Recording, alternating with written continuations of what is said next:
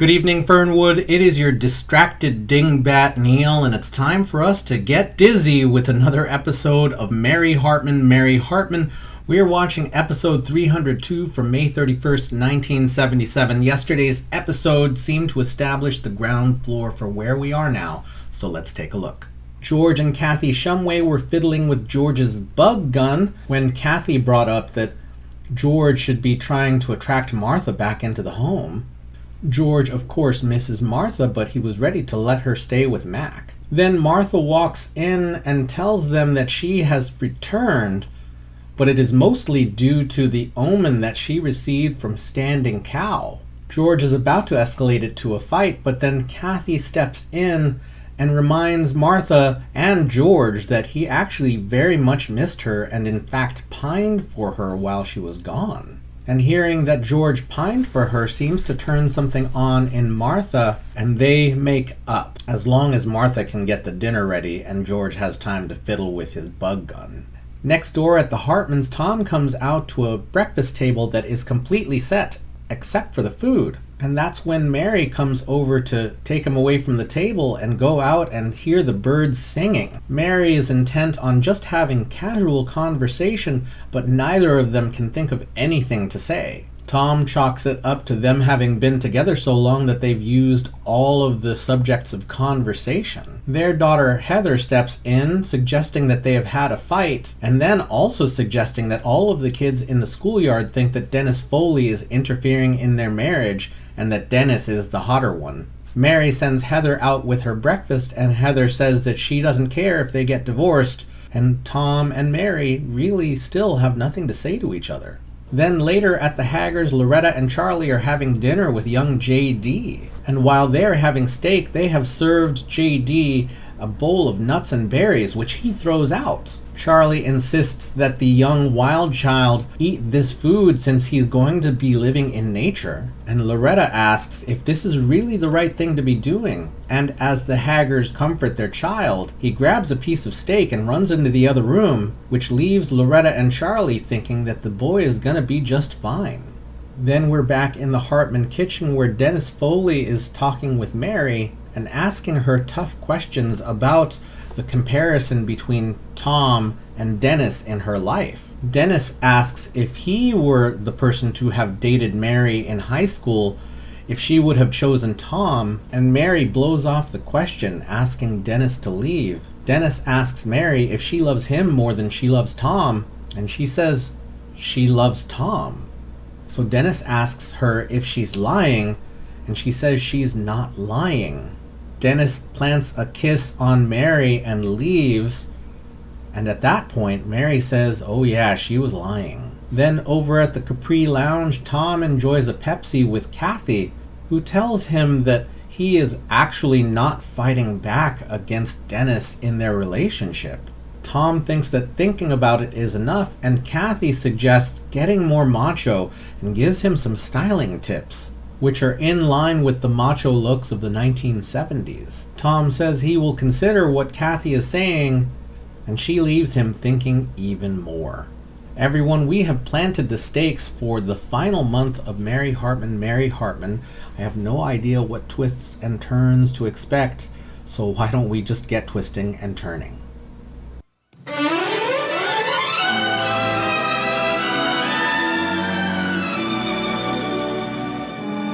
Mary Hartman! Mary Hartman! Hey, move your gun, George. Oh, Martha, do you have to do that now? Do what now? Serve me eggs. Well, it's breakfast time. I'm supposed to serve you eggs. I'm sorry, you're just going to have to get a new schedule for your inventing. Martha, I love you dearly, but we geniuses don't work according to schedule. Daddy, I think you're taking this thing all too seriously. It's supposed to be a hobby, not an obsession. It's just an insect sprayer. Just an insect sprayer? Do you realize what this can make us if it only works? Millions! Still playing with that gun? Some people never grow up. Do you want some eggs, Pa? Yes, and a couple of stewed prunes would be nice. By the way, has anybody seen the TV? It's not in the living room. I miss Captain Kangaroo. Farrah Fawcett Majors was scheduled to make a guest appearance and count to 20. I bet Bobby $1 she'd blow it. Huh. Well, the TV was there last time I watched it. I'm sorry, Pa. We're all out of prunes and eggs. In fact, we're all out of everything. I'll go shopping later. Oh, don't bother, Ma. I'll pick it up on the way to the job interview. What sort of job? Well, there's one here you can make $500 a month at home by addressing envelopes. Sounds a little hard on your tongue, but other than that, sounds perfect. So, Daddy, can I have some money for groceries? Ask your mother. I don't have any money. In fact, George, you were supposed to pay half my salary at the Capri Lounge, and you're a month behind. Don't look at me. All I get is my Social Security check, and all that goes for rent. Doesn't anybody have any money? George, when do you get your next paycheck? George? Listen, I'm not going to bother with any of those little piddling paychecks. What does that mean? It means, as of yesterday, I am now unemployed. He's a bum. Oh, my God. You quit your job. Why? For this. I'm going to have this perfected any time now, and then we're all going to be rich. I know it. He really is crazy. Oh, Kathy. Kathy, get me a chair, please. Wait a minute now. Wait a minute. This might be it.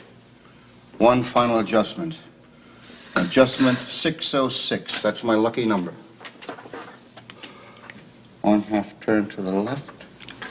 All right. Hang on.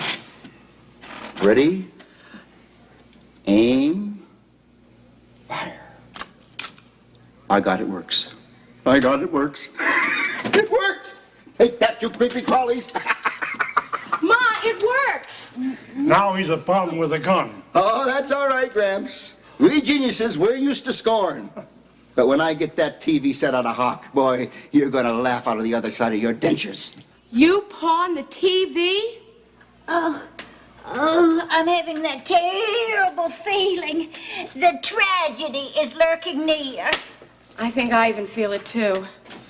Hey, Martha. Martha, get your stuff together. We ain't gonna let no silly omens break us up. We belong together. This is what's going to keep Martha with me. She's finally come to her senses, and she chose the better man. The hell you say?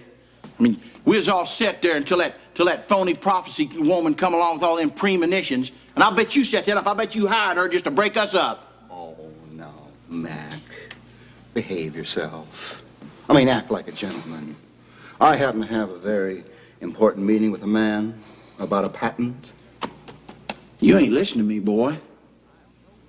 Now, I have told you that me and Martha is going to leave here, and we're going to leave here now. Oops. Oh. You ruined my gun. I'm a poor gun. You never did anything to anybody. Oh, Daddy, can you fix it? I don't know. I sure have a taste for stewed prunes.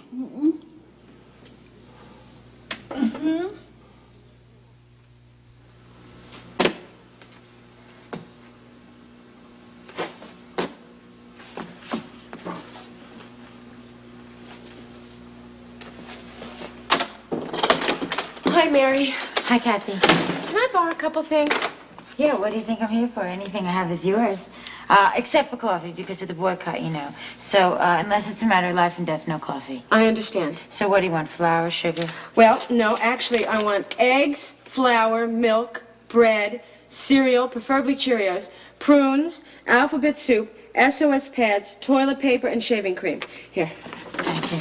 Okay, I'll get the Wonder Bread is in the freezer here. I'll get half cornflakes for you. Is that okay here? I'm going to check the cupboards here. Okay, I have some soup. I want you to eat this very soon, though. I don't want you to get botulism.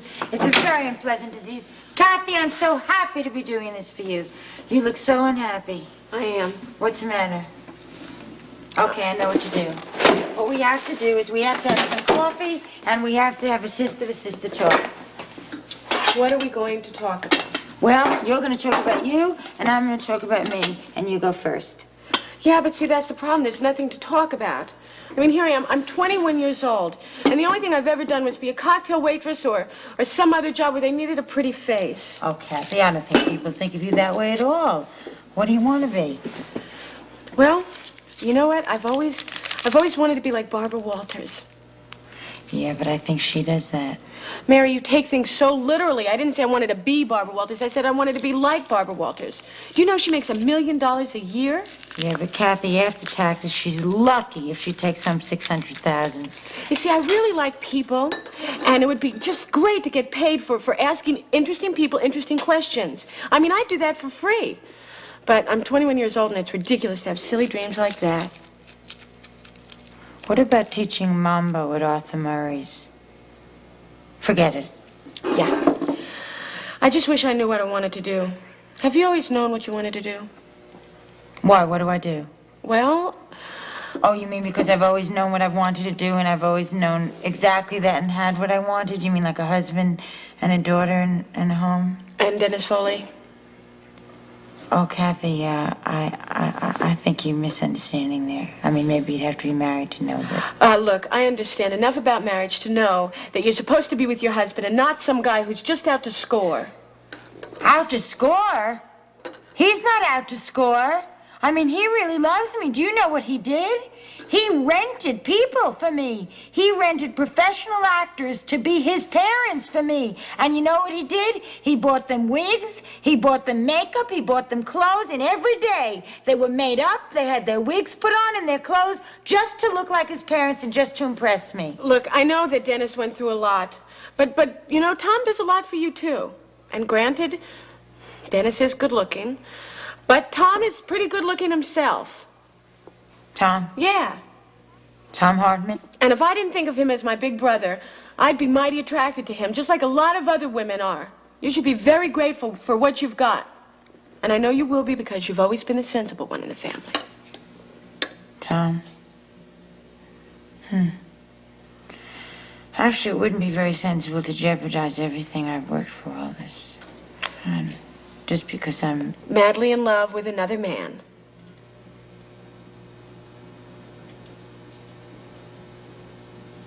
Thanks for the advice, Kathy. It's really quite sensible.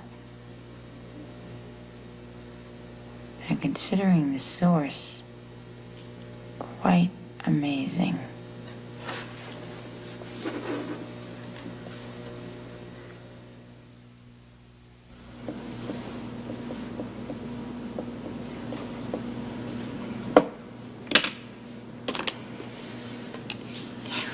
Honey, is there any of that paperwork that I can help you with? No, thanks, darling. This is important official city business. It requires the personal attention of the mayor here. What is... Oh, yeah, I know what that is. That's that important bill that I forgot to take care of. If you recall, I was the one who was duly elected mayor of Fernwood. I was the one who was chosen to make all the important decisions around here, not you. Oh, mais certainement, Merle. Look, I was only trying to help, but you go ahead and be defensive if it makes you feel any better. Oh, look, I know that you're feeling a little threatened by me lately, and, well, I just want you to understand that it's okay with me. I'm threatened by you now? Yeah. You know, that may be the stupidest thing I've ever heard in my life. Why would I be threatened by you? Oh, well, I don't know. I just thought because, you know, the party representatives so clearly prefer me to you as a presidential candidate. But listen, if you say that's not it, then mea culpa. Right. You're talking about Buzz and Angeline, or whatever her name is, asking you to be the candidate for president of their party, right? I mean, that's really what we're talking about here. Yes. Isn't that right? That's right. Well, that's very curious that you would bring that up, because I tell you that, frankly, I had just about completely put it out of my mind. You know that? I tell you, I do recollect one thing about it, though, and that is that there probably probably the weirdest two politicos I've ever run across in my life. I mean, I really can't think of anything more bizarre than asking Wanda Jeter to run for president of the United States of America. I'm only a little... Let's think back a minute now. Have you ever held a political office? No. I am a little curious, though, as to what they'll come up with next, aren't you? Well, strictly speaking, Merle, that's not really the truth. I did fill my late husband's shoes as commissioner of zoning when he dropped dead. And if you recall, I was pretty good at it. True, but invalid because you weren't elected to the office. See what I mean? Neither was Gerald Ford.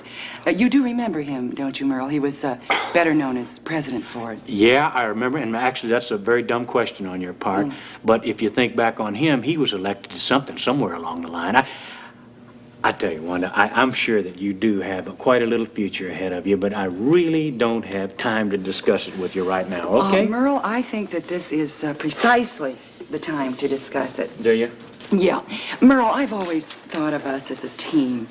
I guess because of all the sordid crises we've lived through together. Do you think we have enough for a book? Anyway, as a team, like whoever, like Burns and Allen say, I think we should learn to make important decisions together. Well, I tell you, frankly, I've never really thought of myself as half of a comedy team, and then also, I'd really be interested as to what questions and what decisions you're talking about that we'd be making together. What do you have in mind? Like my decision to run for the presidency. What else? Well, then you're really serious about that. Is that what you're trying to tell me? Merle, I am a very bright, very political person, right? And it just so happens that I feel obliged to answer the call of duty. Sure. Fair enough. All right, let's just go ahead and project that then. You're out there running for president, right? So where does that leave me? Just hanging around Fernwood like some kind of jackass here? You seem to forget that I'm the one that wants to be president, but what's very apparent here now is that nobody at all cares about me anymore. Oh, no, wait a minute. Case in point, Lila, GGG, Guardian Party. Now you're turning on me. I think it's very, very obvious that nobody cares about me at all anymore. How do you think that makes me feel, Wanda? Hi, Mommy. How are you? Let me help you with that. What for? What do you want from me, Merle? Nothing. Actually, wait, maybe you can be a little help here, a little moral support here. Wanda has got it in her head that she wants to run for president of the United States of America. And I know how you feel about kinfolks sticking together and everything. Maybe you could explain to her how unfair that would be to me. Oh, can I get you a glass of lemonade, Mother Adeline? No, Wanda, that's not going to work. Actually, this Mommy's taken. You're going to have to find your own. All right, stoke it, you two. So, now you're running for president, huh, girlie? Yeah, that's it. Well, in my book, the two of you are batting way out of your league. But, howsomever, I'd like to rest my bones in that White House before I cash in my chips. I tell you, if and I had to vote, not that I'd like the choice one way or the other, I think it'd be on Wanda here. Oh, thank you. Well, I think it's very clear here that I'm quite unloved. Well, be that as it may, Merle, you ain't got the chance of a three-legged gelding in the Kentucky Derby. Now, with Wanda here, we'd at least get a fair percentage of the male vote. Body ain't much, but there's a lot of fellas go for that cheap dye job scene. Why, thank you, Mother Adeline. I just want you to know that I value your presumptuousness. Well, just keep it cool, honey. You ain't in the White House yet. Well, you can bet your sack of flour I'm going to be. Tom? Mary, anybody home? Just a second.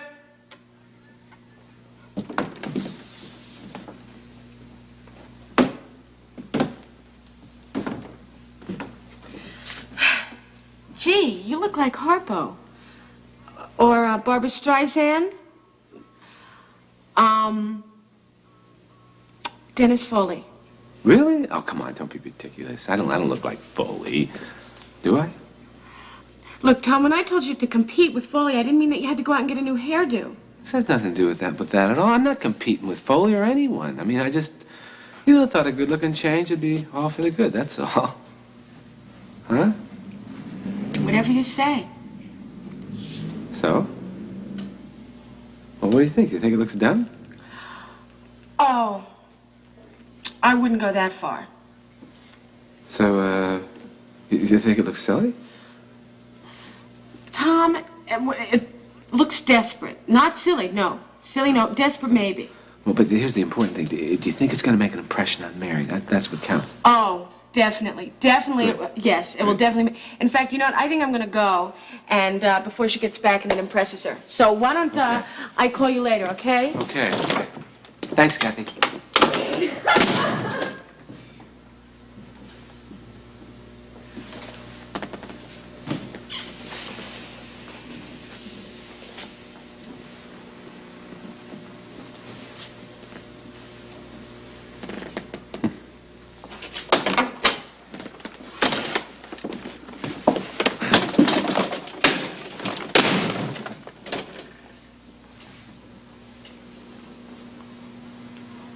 Oh, Tom. Oh, Tom. So? What do you think? Well, it's just so interesting. Yeah? Yeah? Interesting good or interesting bad? Well, it's, just so interesting.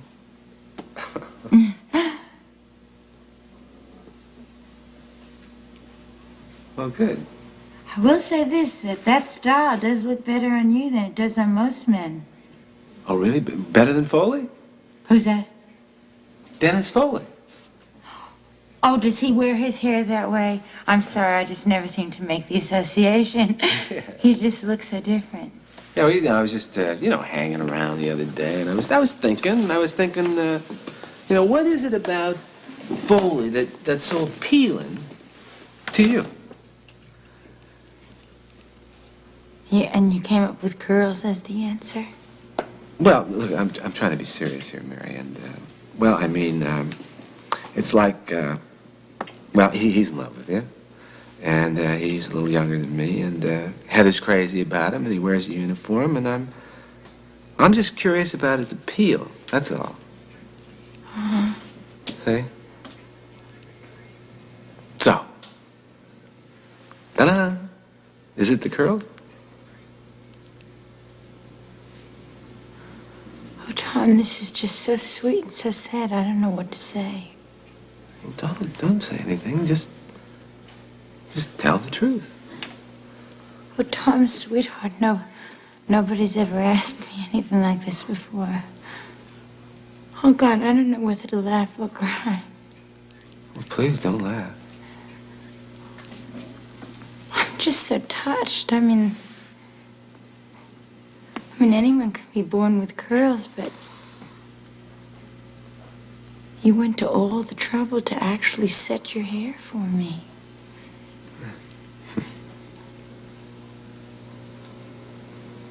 Did you use lotion? Dippity-doo.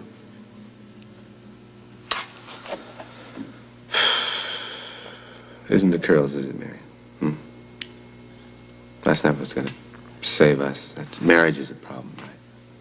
It's all the stuff you gotta do. It's the groceries, the trash, the packing lunches, the dirty floors, and the TV dinners. But that is a marriage, Tom. Yeah, it is. That's the problem. That's what a marriage is. No getting around that. It's not romance. It can't be. I mean, it's me and dishes and dirty floors, or it's curls and Foley. You can't have both at the same time. Tom, please go wash the curls out of your hair and go back to being you. Okay. You see, what I love about you and what I care for in Dennis has nothing to do with curls. I'll do it. so long as you know how to make that choice.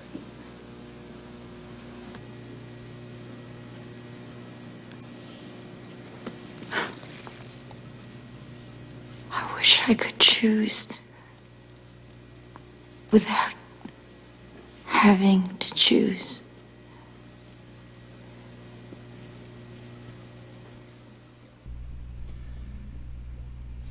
It's a slow churn. Slow churn. And at some point, this is butter.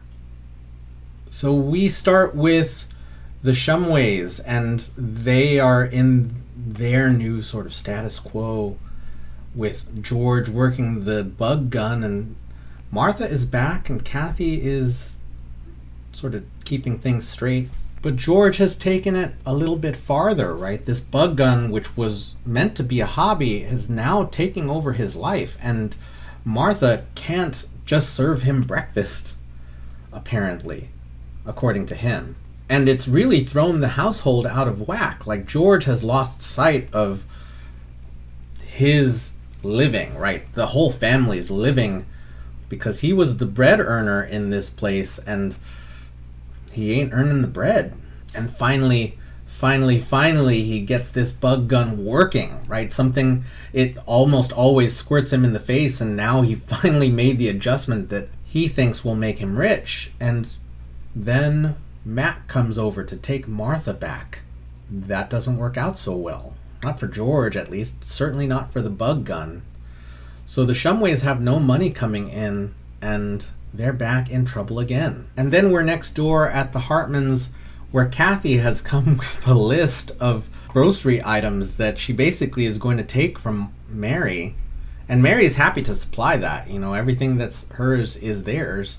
And the subject of Dennis comes up. And I'll point out that Dennis is someone that Kathy knows pretty well. They dated in season 1 briefly, which we'll be talking about tomorrow. But Kathy is skeptical of Mary, and Mary hides her feelings again. She does it a couple times in this episode, but we're left with a question. Then we cut over to the Jeters, and Merle is hurt that Wanda is the one who got attention from the Republican Party, and he turns that hurt around and starts insulting. He starts really just throwing rocks at Wanda verbally about him being elected and her not having been elected. But based on the experience of the situation, Wanda actually has been more effective in office. I can see Merle's perspective a bit, right? Like, he's a slimy schmuck. We all understand that. That's something that I think from his first appearance as Jimmy Joe Jeter's father, he was always slimy. I was going to say slimy. He still is slimy. And his mother comes in, Adeline comes in, and even she thinks that he's slimy, but they put it before Adeline, and Adeline's response is, given the choice between these two, and I like neither choice, she says. Well, between these two, I would vote for Wanda. I don't know what that's going to mean for Merle in terms of what he's going to do next. So I suppose we will just have to see.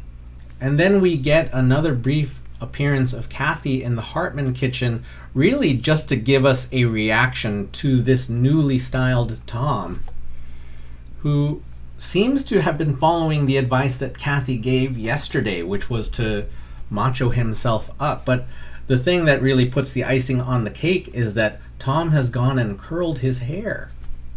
The whole combination sort of makes Kathy titter, and that's when she leaves. Then Tom admires himself for a moment as Mary walks in, and she really has had an impression made on her by Tom, right? That it is a pretty startling change. I reacted myself when I saw him walk out. But then they get to talking about why Tom did this, and I think that the gesture does mean something to Mary, that Tom actually wanted to find out what was going on in Mary's mind. They haven't really been able to talk through this. This is as close as they get so far to figuring out what Mary really thinks. And Mary does obscure her feelings, right? She says outwardly that she loves Tom, and she stops short of saying that she loves anything about Dennis. She says that the things that she cares for about Dennis, right? She switches gears. We know that she loves him. She's not ready to admit that to anyone. It doesn't have anything to do with the hair. And this is where Mary is. She's teeter-tottering at this point between these two men who mean very different things to her. We have talked about that a bit, but at this point, she really is confused. So the theme of this week as we approach the end of Mary Hartman is all of Kathy Shumway's list of lovers. We're going in chronological order, so it's not time now to talk about Steve. Steve was Kathy's first ongoing love interest in the show, and the thing that set him apart was that he was deaf and dumb. He spoke in sign language, which really had one major effect in their relationship, right? Because Kathy and Steve really loved each other, it seemed. The negative effect is that George really couldn't stand having someone who was that different. That's the way I'll put it, right? He always would mock the sign language. Martha, on the other hand, seemed much more accepting. And for the most part, up until the very end, Steve seemed to be a sweet and all-around loving kind of guy. I won't say exactly how it ended, but the episode is in our rerun season, so I guess I'll put the link up there. All of Steve's relationship with Kathy happened before episode 60, so he's in some of the rerun season episodes, but episode 53 is the one that sort of changed things. And that is our Tuesday addition to Kathy Shumway's list of lovers. Tomorrow we'll have a few more so that we can keep pace before the end of the week. In the meantime, thank you so much for watching with me. Thank you so much for leaving your thoughts, feelings, and impressions down in the comments. Thank you for getting dizzy with me. And we will see you tomorrow night in Fernwood.